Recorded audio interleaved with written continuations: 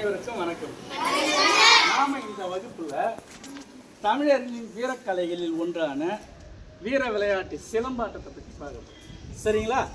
சிலம்பு என்றால் ஒலித்தல் என்று பொருள். சிலம்பு என்றால் என்ன பொருள்? கம்பு சுழலும் போது அந்த ஓசை வரும் இல்லையா, அதை வச்சு சிலம்பம் என பெயர் வந்தது. இந்த சிலம்பத்துக்கு கம்பு சுழற்றுதல் என்ற பெயரும் உண்டு. சிலம்பத்துக்கு இன்னொரு பேர் என்னது? கம்பு சுழற்றுதல்.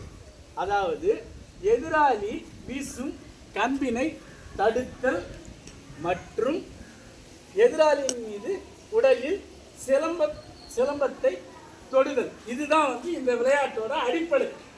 சரியா?